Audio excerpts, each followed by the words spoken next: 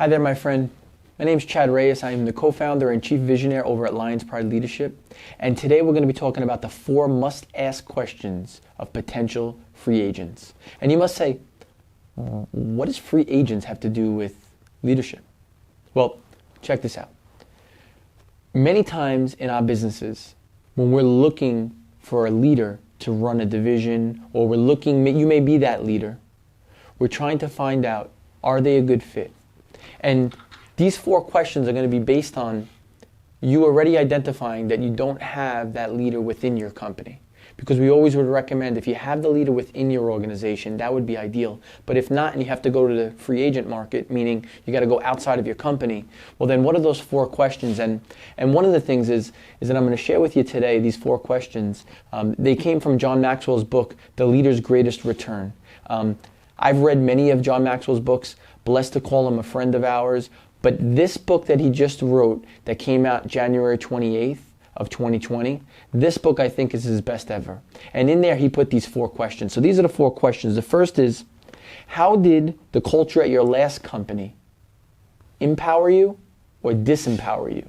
Because what you're really trying to get to is you're trying to understand what really motivates them. What are the things that they liked about the culture of the other company that they were at? And what are the things that they disliked? Because you'll be able to recognize quickly then, is this a person who can fit with our culture? The second is, what are the characteristics of the best boss you've ever had? And the reason why you want to know this question is because when they tell you what those characteristics are, you'll be able to know if you'll be able to meet those expectations. You see, if that person came to me, if I was out looking outside in the free agent market for a potential person to come into our company, that person said to me that the best boss ever was someone who spent a tremendous amount of time with them, listening to them, hearing their problems, that may have been great for them, but it's probably not going to be a good fit for our organization, because while we love our employees and we truly care about them, we're a focused organization. We're focused on growing. So we want to hear the problems, but we also want to talk more about the solutions. So that question will help you understand what's the mindset of that potential team member. The next is, describe how you handled conflict within the organization or within existing team members. How'd you handle conflict? And the reason why you want to know how they handle conflict is because you're going to have conflict with them. At some point, if they're with you long enough, you will definitely deal with conflict. And you want to know how they address it, how they handle it. Are they emotionally healthy enough to be able to handle those conversations, those difficult conversations that are not fun? And when conflict arises, are they going to be able to work through it? And then the last one is, what kind of feedback do you expect to receive from me and how often?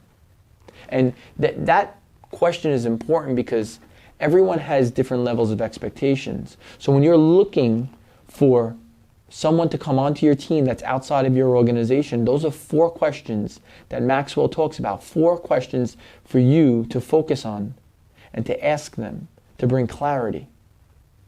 And I'll tell you what, if they answer those 4 questions and there's a fit, take that next step. Maybe offer them a position, or at least explore further. My friend, going outside to look for people to come into your company is not good. But I always say this. I always say that when we're looking outside to invite people in, you have to be careful. Because would you ever invite someone to your kitchen table just to eat dinner with you and your family? Well, I look at it the same thing in business. When we invite people into our company, we're inviting people into our family. And when we're inviting people into our family, I want to know who's sitting down at the kitchen table. I want to make sure that they're a good fit before they sit around my family. I would say the same thing. When you start looking for people outside of your organization because you're looking for a leader to lead something, or if you are that leader who's hiring someone outside, remember this, you're inviting them into your family. Make sure they're a good fit, because it's easier to not let someone in than it is to try to get someone out. So I hope that was valuable. I hope you were blessed by it. And until next time, I look forward to speaking.